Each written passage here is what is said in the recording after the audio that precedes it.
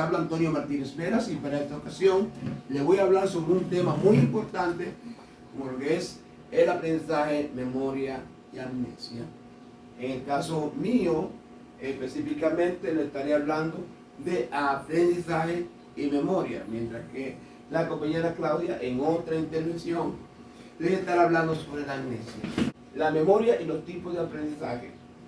El paciente HM o más bien Henry Molaison, hay un caso que es muy tratado, muy conocido sobre este paciente. ¿Qué pasa con él? Cuando tenía 9 años, tuvo un accidente mientras iba en su bicicleta. Eso le causó algunas situaciones como lo que es la epilepsia. Cuando creció, entonces un neurocirujano le aplicó una intervención quirúrgica. La parte dañada de su cerebro que provocaba la epilepsia, al intervenir esa parte y quitarla, entonces hubo un éxito total en la operación, porque luego de esto entonces no siguieron dándose los eventos de epilepsia. Sin embargo, más adelante se notó que cuando él estaba en una intervención, estaba hablando con el médico, al dar la espalda, en unos cuantos minutos se le preguntaba qué se había tratado y no recordaba absolutamente nada. Esto fue después de la operación. Sin embargo, algo fue que antes de la operación, todo lo que era su experiencia, era capaz de recordarlo. ¿Qué es la memoria entonces? La memoria hace referencia a la capacidad mental de esa función de codificar, de estructurar y volver a informaciones sobre cosas aprendidas o eventos que hemos tenido. Se trata entonces de una función de nuestro cerebro relacionada entonces al hipocampo. Entonces cabe señalar que son varias las regiones del cerebro que influyen en el proceso de la memoria. La memoria entonces es algo esencialmente humano, es una función humana. De manera que se cae en la teoría de cuando se habla del hombre en el proceso de humanización, donde se dice que primero fue un mono y sabemos que dice que era de especie animal. Los animales no tienen la función de la memoria. La memoria explícita o declarativa es la que almacena información. Esta es la que responde de que recordamos las capitales, los países. A veces es sorprendente cuando un muchacho en un proceso de enseñanza-aprendizaje se hablan de 20 países y al momento es capaz de decirlo. De modo que ahí se destaca lo que es la inteligencia espacial. Es una inteligencia muy desarrollada en ciertas personas. La memoria, entonces, implícita o procedimental, es la que se encarga de almacenar información que tiene que ver con experiencia de tocar, por ejemplo, una guitarra, un piano, una trompeta, así como también la habilidad de montar bicicleta. Memoria sensorial, ya sabemos que la memoria sensorial tiene que ver con los sentidos, de recordar información que nos viene a través de los 5 sentidos. Entonces, tipos de memoria: sensorial, memoria iónica, que tiene que ver con lo visual; memoria ecoica, que tiene que ver con lo auditivo; memoria áptica, que tiene que ver con lo táctil; memoria olfativa, que tiene que ver con el olfato; y memoria gustativa, que tiene que ver con el gusto.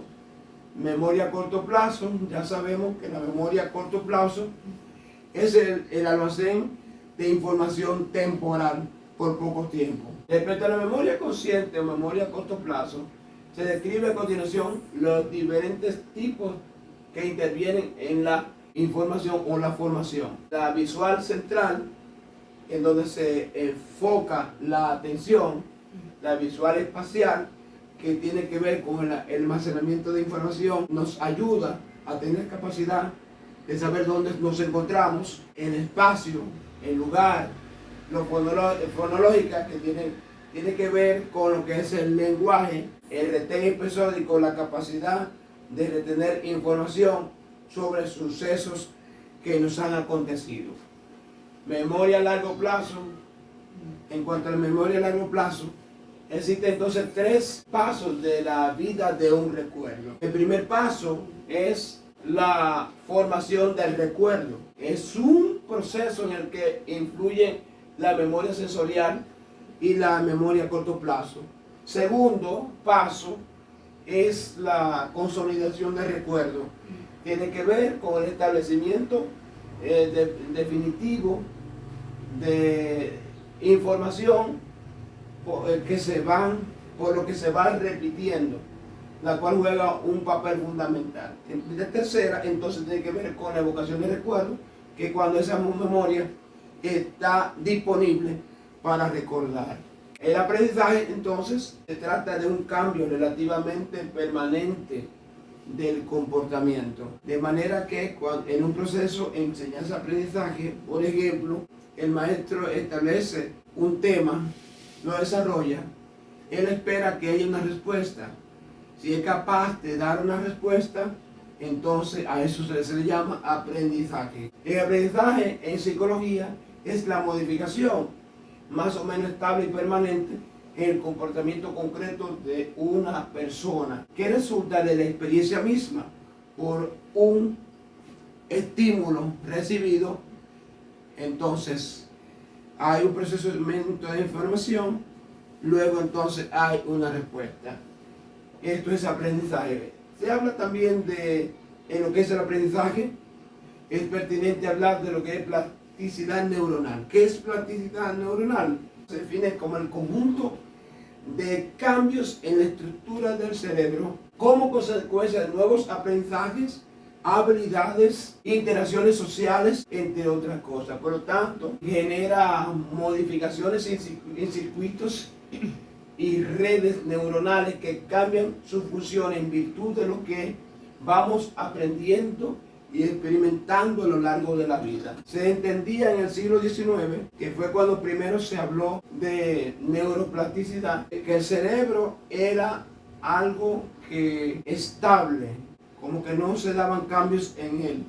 Pero luego, hoy por hoy, se ha descubierto esa neuroplasticidad o dinámica del cerebro, la capacidad que tiene de cambios. Por ejemplo, un niño de 5 años, su cerebro, en él hay cambios tanto estructurales como funcionales. Y lo vemos en un niño, por ejemplo, de 7 años, en su segundo grado, al cual su cerebro, por su cerebro, se dan unas, por ejemplo, en matemáticas, operaciones fundamentales.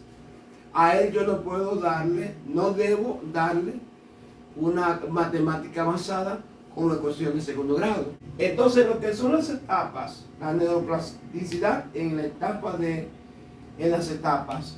En la etapa del bebé, por ejemplo, los primeros años de vida es cuando este proceso es más activo. Pasando entonces a lo que es la etapa infantil, la plasticidad continúa muy activa en dicha etapa y sigue creando múltiples conexiones neuronales según avanza el aprendizaje, y siguiendo a la etapa del adolescente.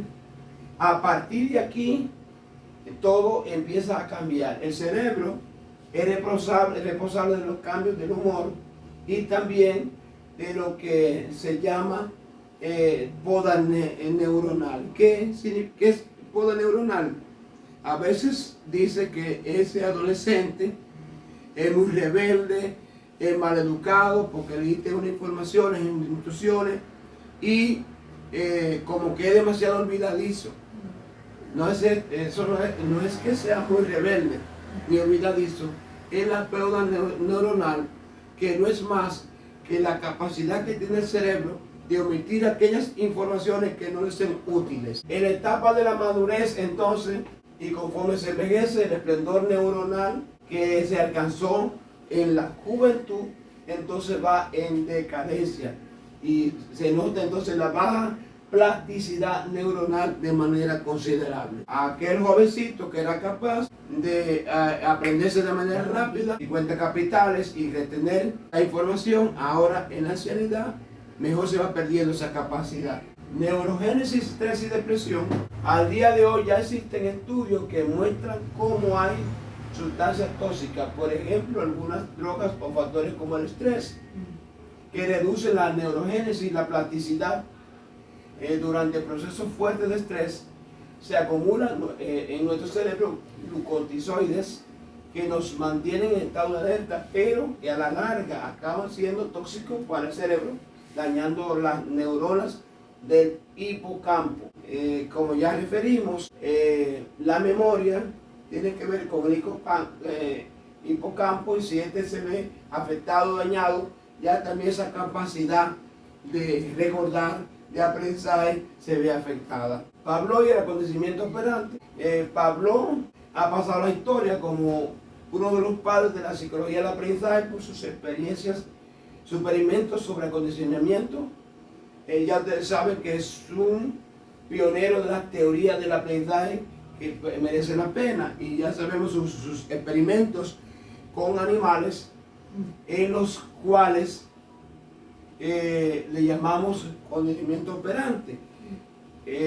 Hacía sonar una campanita como estímulo, entonces los perros se le presentaban seguido de ese estímulo otro estímulo como lo que era la comida, y estaban salivando. Esa era la respuesta. Los perros aprendían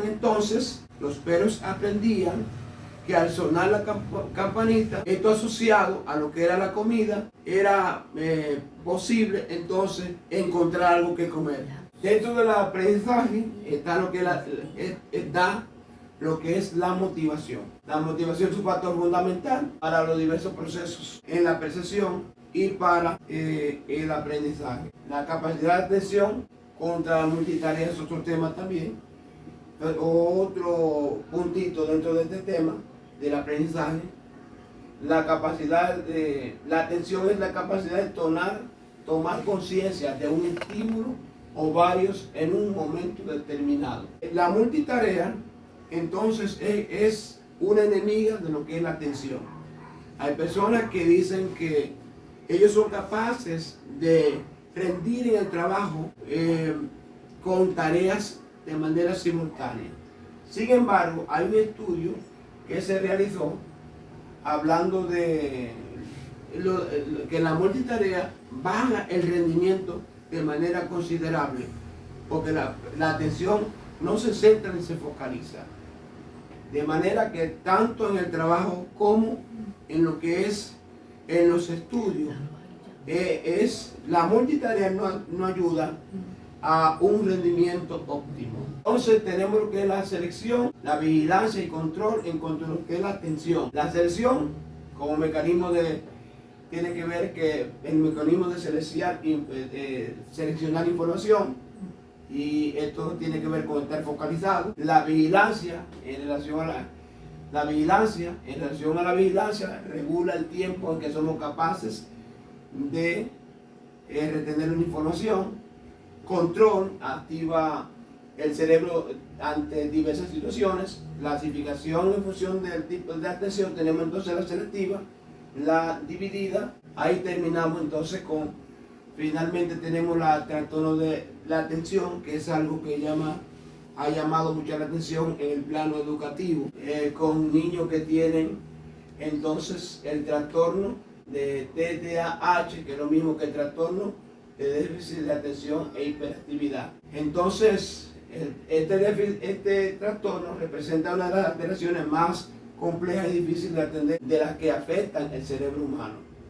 La mayoría de los estudios muestra cómo tiene un factor genético muy importante, pero también hay un factor ambiental por abuso de droga, licor, tabaco, que causan daño. Por ejemplo, en el caso del trastorno de déficit de atención y hiperactividad, afecta un 7 a un 8% de estudiantes en edad escolar. También existen factores no genéticos, como dije anteriormente, en el TDAH, en el ámbito clínico y el DSM-5. A nivel clínico, el diagnóstico puede suponer un desafío, ya que algunos de los niños cursan con algunas de las manifestaciones de este trastorno sin padecer. Según el manual, según el DSM-5, se caracteriza por un patrón de inatención prolongada en el tiempo, inquietud motora o impulsividad. Esto supone alteraciones en diferentes tareas como la siguiente: problemas para mantener la atención sobre tareas y juegos, evitan tareas que sean muy exigentes, se muestran inquietos si tienen que hacer fila, no la hacen, no esperan su turno, interrumpen constantemente en una conversación, no se dan cuenta de los detalles, parecen no escuchar cuando se le habla de manera fija o directa, muestran movimiento constante cuando están sentados, hablan sin parar o sin cesar, parecen no escuchar cuando se les habla de manera directa. Importancia del diagnóstico temprano y sugerencias del tratamiento para este trastorno. El diagnóstico temprano es fundamental, acompañado de una adaptación educativa desde una edad temprana. Detectarlo es importante porque se hacen adaptaciones curriculares a ese estudiante que padece el trastorno. El tratamiento actual hace hincapié en promover que el niño tenga un desarrollo educativo y social normal. Ahí hemos terminado. Muchas gracias.